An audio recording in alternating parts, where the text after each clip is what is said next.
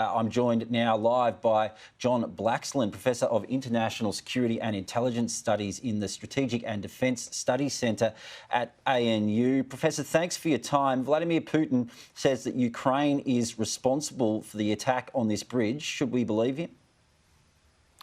Look, I think the Ukrainians will be wanting to play it down. They probably won't want to claim the credit for this, although it seems pretty plausible and highly likely that they are responsible for it.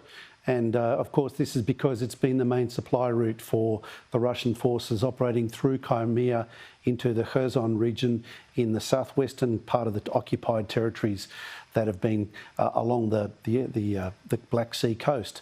That's been the most contested part of the territory in the last few weeks.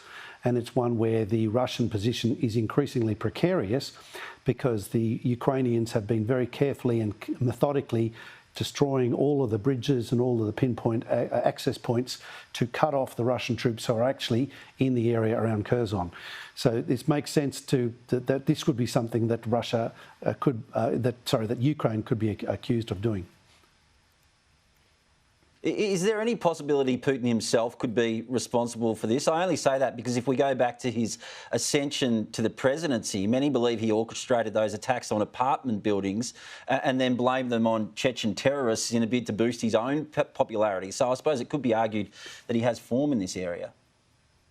Yeah, no, he certainly has form, Matt. There's no question about that. The problem is, though, that he actually needs that supply route to be kept open to boost his prospects of success. So there's a wholly different matter when it comes to the gas pipeline in the Baltic. There's a lot of speculation as to who was involved there. But when it comes to this one, it seems, you're right. I mean, we don't know for sure, but it is very interesting that this truck that was there, it was inspected before it was actually crossing the point on the bridge. So it doesn't look like it was necessarily loaded with a lot of explosives, but maybe it had a tracking device to help guide a precision-guided munition onto it. That's conceivable. The pictures are too grainy to give us confidence either way. But it is a very important issue in terms of the perceptions here, because Vladimir Putin has been threatening the use of nuclear weapons for a while now, and he's been doing it in terms of Ukrainian territory, Russian territory, including the Ukrainian territory that they have claimed to incorporate into Russia. My sense is that this is really a bit of a posturing to essentially make Ukraine blink, make the West blink, to enable him to get his reinforcements in around the border areas of the 4 provinces that they've captured in the last few months, to bolster that position as the winter approaches. I don't, however, think he's serious. Why do I think that? Because essentially the risks of blowback are too great. You open that Pandora's box, and no matter how much Putin might think he's in charge, nobody's in charge once you cross that line and you pull that box open.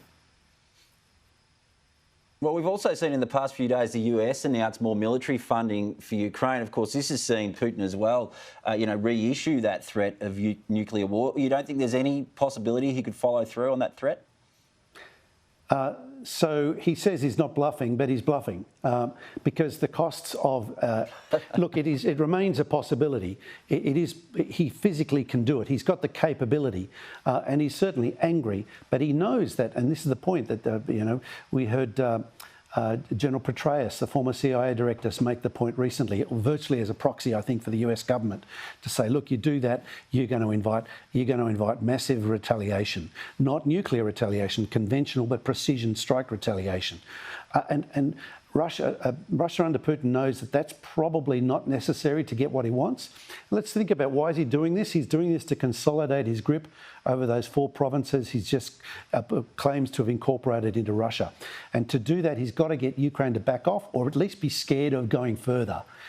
So this attack on the bridge, I think, is all part of their attempt to push the envelope and see how far you can go. And this is, of course, the scary point. How much does the Ukraine government get enthusiastic about going further? If they capture Kherson, can they get Crimea as well? Of course, that's then a zone where you are probably you're entering a twilight zone where who knows what's happening in the 15 centimetres between Vladimir Putin's ears, but it is a really dangerous space. And that's where the red button, the nuclear button, where with his defence minister or commander-in-chief, between them, press 2 at the one time, and all of a sudden we've got a mushroom cloud. So it's possible. But as I say, I remain sanguine. I'm a glass half full kind of guy. I think that remains unlikely because they know the blowback would just be so severe and unpredictable. It's a worrying prospect just the same. If we could just move on briefly to domestic issues. We've seen the federal government today announce that major defence projects are running a combined $6.5 billion over budget and a cumulative 97 years late. We're into a political slanging match now. The government's saying that this is the fault of the previous coalition government. Is that a fair criticism? So, look, I think there's a lot of blame to go around here. The government, the Labor government beforehand, stripped money out of defence. A lot of it should have been done, rectified under the coalition government. They have a lot to answer for, but I think it'd be wise for the government to avoid trying to cast too many aspersions on the coalition at this stage, simply because if you really start digging, there's not much glory around on either side. Essentially, what we've got is a situation where, we've kind of been living in the unipolar moment, expecting the Americans to still be able to do the heavy lifting. We'll make a niche contribution here or there, and we'll keep our boutique defence force and everything will be fine. Of course, what we're realising is that the United States has actually got a lot of other challenges. It's being eclipsed economically, it's precariously positioned domestically, and our own neighbourhood is becoming much more contested. That means we've got to muscle up, and we've got to muscle up quickly. And this is the thing, the approach we've taken to defence industry and procurement over the last 20 or 30 years has been pretty cavalier. It's like, well, there's no screaming hurry, is there? Let's go for the Rolls-Royce option. Let's get the gilt-edged solution. OK, it blows out the price by $6 billion. OK, it takes 5 or 10 years longer. Who really cares?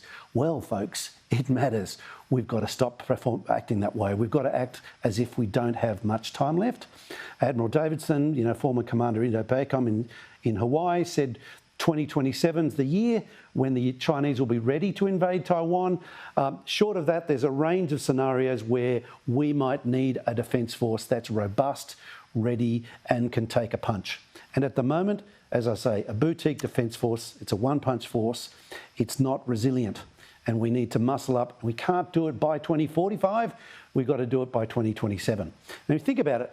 1938, we talked last time we were in a similar kind of predicament. 1938, if the planners had said, we promised to deliver by 1956 an optimal solution, you would have been laughed out of court. So we've got to be thinking about not having 20 years for these capabilities to be delivered. We've got to be radically restructuring the way we procure, the way we develop, the way we introduce into service, and the way we maintain in service. Yes, there certainly seems to be a sense of urgency now. Professor John Blaxland, always great to get your insights. Thanks for your time today.